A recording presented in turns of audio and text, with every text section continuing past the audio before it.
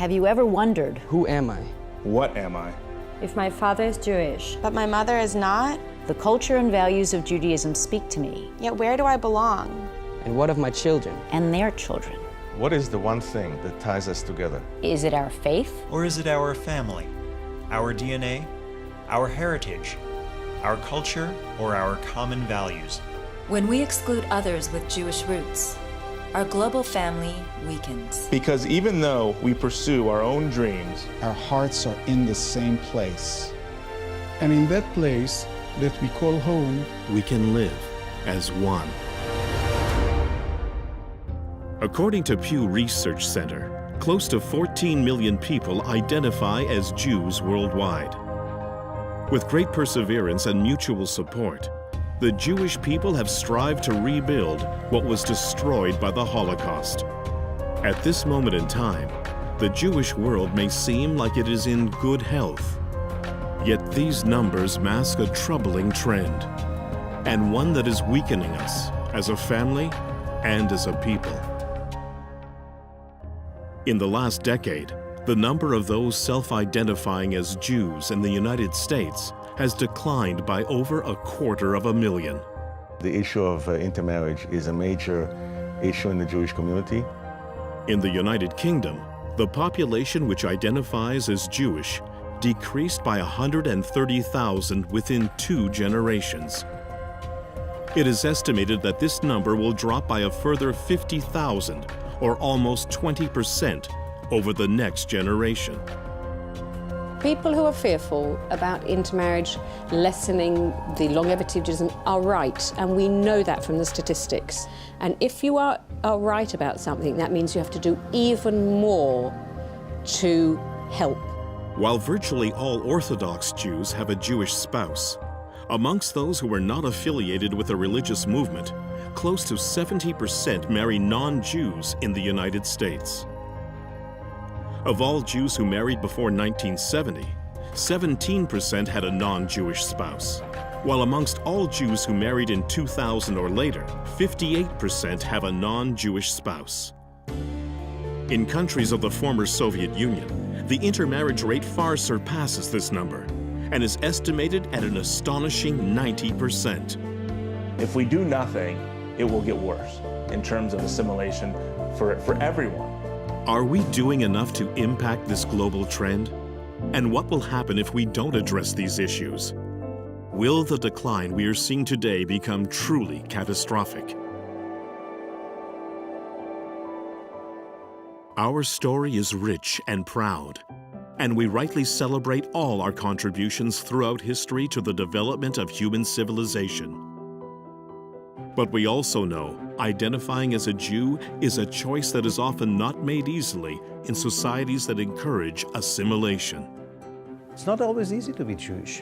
And there was that old Jewish proverb, schwer zu sein Aid, it's difficult to be a Jew. It's a lot of patience and it's a lot of learning. But the moment you learn about Judaism from the right people, from the right sources, with properly written books, you can't but be fascinated and enchanted. I'm asked all the time by young couples, why would we choose Judaism for our family, for our home, for our community? Historically, there have been many different explanations of who is considered to be Jewish and why tradition accepted that our religion was passed through the mother and not the father. Scholars have stated that with no ability to provide scientific proof of lineage, as would occur today with a simple DNA test, the rabbis adopted the common civil practice of attributing descent to the mother by default. You know, there's been a lot of sparring about whether the true Jewish standard of descent or identity is matrilineal or patrilineal.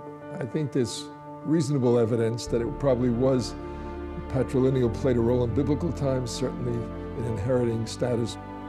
Evidence indicates that up to the 1st century CE, there was acceptance of patrilineal descent. Some believe that the essence of a Jew is in the soul, and our soul comes from our mother, while the tribal aspects, whether we belong to the tribe of Cohens, Levites, or Israelites, descends from our father. in the past, there was a bit of a negative conversation surrounding interfaith marriage. It wasn't supported, and that pushed a lot of children born in that cohort away from any religion. Intermarried families are an integral part of our life here in our communities. They're not guests to be welcomed temporarily. They are also who we are. The real issue is, can you make the religion so attractive? Can you make the culture so magnetic that people with a choice, and they really have a choice, will choose this one? If we can create communities and families that are invigorated and excited about being a part of a Jewish community and a Jewish family, then our numbers will multiply and the depth will grow. The challenge for the Jewish community today is to do everything in its power, if it wants to survive, to integrate the intermarried and their offspring in the Jewish community. Whatever it takes, this has to be a top priority. We have to understand and to assume that the vast majority of the Jews who will come here will come with mixed families. We cannot alienate anybody of them. We shouldn't. We are responsible for them.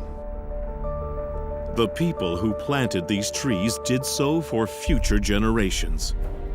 For all of us who identify as Jews, who want to embrace the values of Judaism, and who cherish their Jewish heritage, whether it has been passed down to them by their father or their mother. So ask yourself, what will we do as individuals, as communities, as families, and as organizations to welcome new members? The Genesis Prize Foundation now calls on you to offer your ideas so that no one who descends from an intermarried family and chooses to identify as a Jew will miss the opportunity to ignite that personal spark.